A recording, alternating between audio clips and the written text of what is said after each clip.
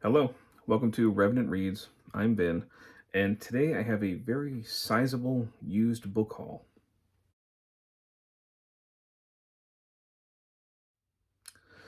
So, I have a local, you could say, charity shop. It's a Goodwill. We also have another one in town, and every so often I'll stop in just to see if there's any really books, is what I'm looking for. And most of the time, I don't find anything there that I am particularly excited about, and I walk out empty-handed. However, this past week, I kind of hit a jackpot. I found myself having to go grab a cart to actually carry it all around. So I'll show you what I got. Okay. And yeah, if anybody has read any of these, because I have not read any of them, well, a couple things here that I basically read. But for the most part, I'd love to hear people's thoughts on them. All right, and if you like them. So the first thing I'll say that some of these I did actually read before. I picked up a bunch of these No Fear Shakespeare's because they were marked for $1, but they were 50% off. So they were only 50 cents each. And I picked these up really for my classroom. I will sometimes have, I teach 7th grade. I have some students that are sometimes curious about Shakespeare. And I find these are pretty good options for them.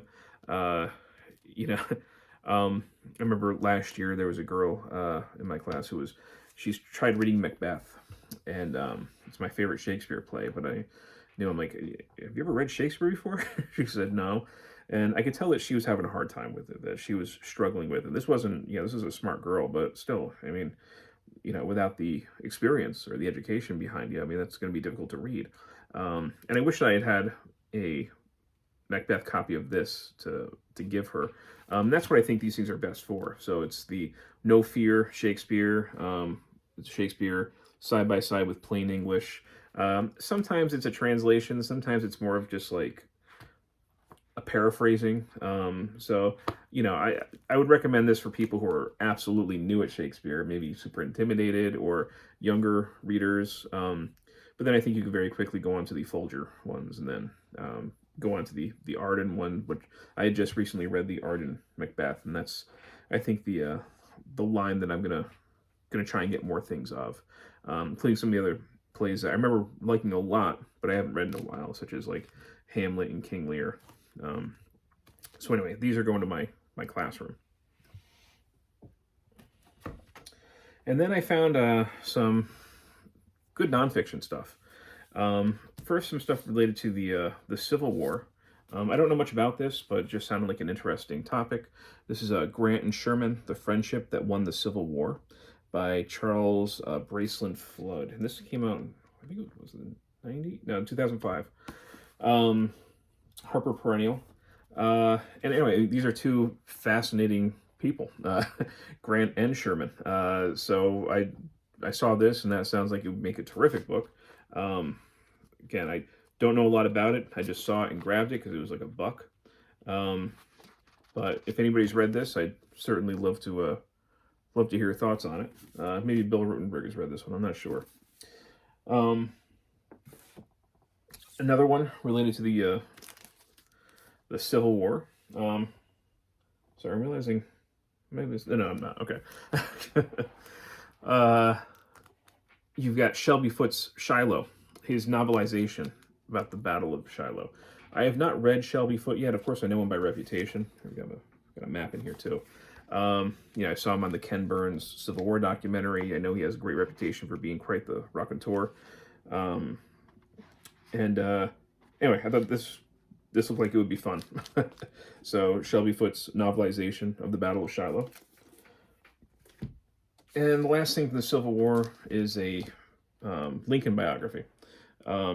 Abraham Lincoln and the Promise of America, The Last Best Hope of Earth, by Mark E. Neely, Jr. And this was, published by Harvard University Press. Yeah, I mean, I know that there are tons and tons and tons of Lincoln biographies. The fact this was Harvard University, I think, is one of the things that really made me consider picking it up. Again, I think Bill Rutenberg over at the Rutenberg Library, I think he's got like 100 biographies of Lincoln. So, Bill, if you're watching this and if you've read this, let me know if it's worth it. All right. Thanks. And the other nonfiction that I picked up, at least this little stack here, deals with ancient history. So this month I'm going to be taking part in a group read of Mary Beard's SPQR, or single volume history of the Roman Empire. I'm hopefully going to start either today or tomorrow. I'm a little bit behind the group because I had other reading to do. But when I went to the Goodwill, the charity shop, I found other Mary Beard books. So I figured, hey, grab them. So the first one was this tiny, slim little volume, Women in Power, a manifesto, which is just seems like historically looking at women and power, and probably also how maybe that power gets minimized by men, I'm guessing, is going to be part of it. It looks like a very quick read, and there's a lot of pages that are, photo on one side, text on another. It looks like it's more of an essay that's been made into a book. But anyway, again, it was like $1, so I figured give it a shot, right? Mary Beard is obviously very respected here from the best-selling author of SPQR. So maybe when it gets to Women's History Month, I'll read this. And I also found her The Fires of Vesuvius, Pompeii Lost and Found, which I think was one of the first books that really people really took notice of with her. I think like really popular one. I think. So yeah, this is from 2008. The Belknap Press of Harvard University is another Harvard University press. But you can see there's like some great visuals. We've also got some color images as well. I have not been to Pompeii. I've been to Italy. I've been to Rome, but I haven't been to Pompeii. But certainly a place that I plan to visit, on those bucket list things. So after I finish SPQR, I'm sure I'll very, very eager to dive into this as soon as possible. Another one for ancient history. I picked up The Peloponnesian War by Donald Kagan.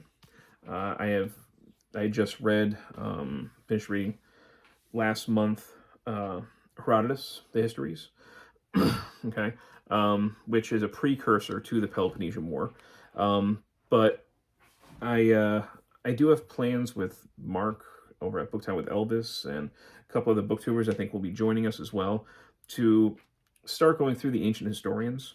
So I think next year, maybe around March, we're gonna check out Thucydides, and we'll read his account of the Peloponnesian War, and I'll maybe I'll follow it up with this.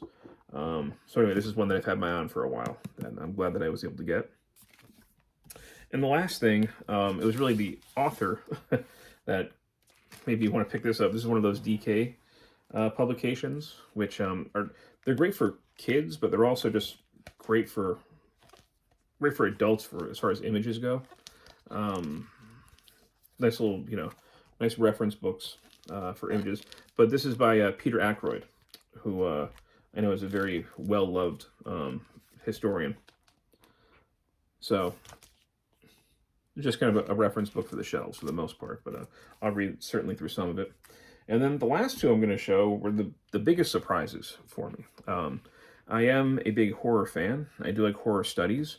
And one of the big names in horror studies is David J. Skal, who had written Monster Show, Cultural History of Horror, which is, I think for a lot of people who are into horror studies, is something of a gateway drug. It does a terrific job of placing horror entertainment within its historical context, and allowing it to, reveal things about the time period and about the culture. And I wanted to pick up some other stuff by David J. Skal, and I couldn't believe that I found stuff from him there, including this, still in the wrapping. This is Hollywood Gothic, The Tangled Web of Dracula from Novel to Stage to Screen. And this is from 1991, so this has been in the wrapping for about 30 years now, unopened. So, yeah, obviously going to be, I'm guessing, pretty good condition underneath there. So I thought, I was shocked. This is really when I went to go grab the cart, because I knew I was going to be in trouble on that trip. So I just thought this was actually really cool. Sorry, the glare you can see like out my window and everything. Um, but in addition to this, there was also, so I'm guessing somebody must have been reviewing David J. Skull in my area. There were advanced reader copies of V is for Vampire. It says, uncorrected proofs, publication date September 1996. So these are arcs for Skull's kind of vampire encyclopedia, I guess you can call it. See if I want to make an image. So it's just kind of a treasure trove of vampire-related stuff in alphabetical order. So anyway, this is the proof copy, but I'm certainly happy to have this. This will be great for my horror study shelf. So yeah, I was really surprised to find those. That's very niche. People don't usually run across David J. Skull accidentally. You have to really be a horror fan and looking out for that stuff. So I was excited to find it. So anyway, this is a sizable haul that I have, and I'm going to see if I can actually stack it. I'm guessing I'm not going to be wholly victorious here, but maybe. Okay, I got something here. Wish me luck. I can't even fit it all in. All right, so we've got the Peloponnesian War. We got Peter Ackroyd's Ancient Rome, The Fires of Vesuvius, Hollywood Gothic, V's for Vampire, Grant and Sherman, Shiloh, The Last Best Hope of Earth, Women in Power, and we've got some various No Fear Shakespeare's for my classroom. All right, so that's quite a bit. Thank you, BookTube.